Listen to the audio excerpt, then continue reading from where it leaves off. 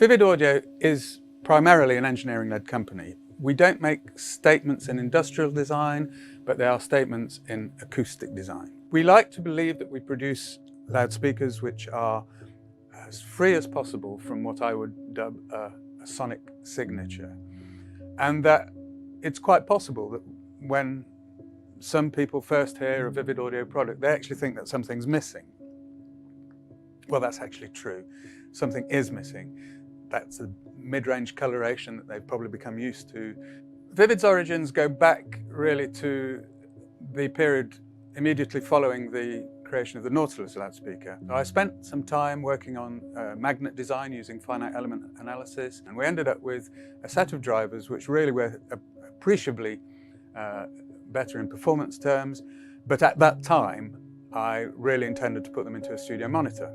I was put in touch with Philip Guttentag in South Africa. Now Philip and a friend of his were interested in starting a domestic loudspeaker company and really had very similar philosophies in terms of what they felt to be an ideal loudspeaker. It was only natural that we should work together. And as I said at the outset, we aim to produce the clearest possible window on the original performance, and I'd like to believe that we've achieved that.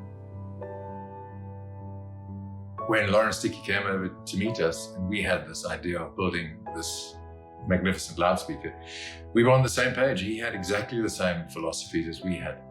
And so we got on very well together, and we're all in the same boat in that we wanted to do the best we could. We weren't going to build something that was just okay. There are very few companies that really do their best and are able to because they have the expertise to achieve those levels. We had the expertise because we had Lawrence Dickey. And so he led us in the research that we needed to do to finalize these designs. And we certainly didn't prevent him, as is today. We certainly don't truncate that process by saying we only have so much time or we only have so much money. You know, if Lawrence Dickey wants to pursue a certain project, he pursues that project, and it takes as long as it takes, and it costs as much as it costs. And that is one of the secret sauce ingredients of the Vivid Audio loudspeakers. We don't truncate the R&D process.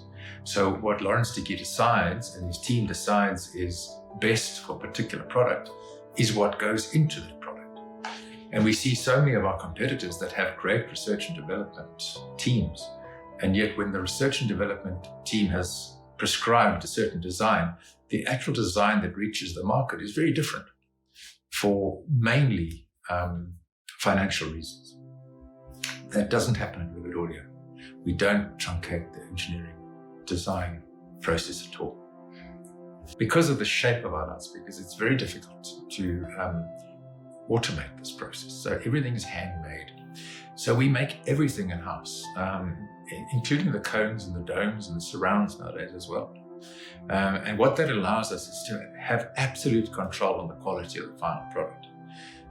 It's expensive, but it's for us, it's the best way to make a low volume, high quality product, is to control every facet of the manufacturing.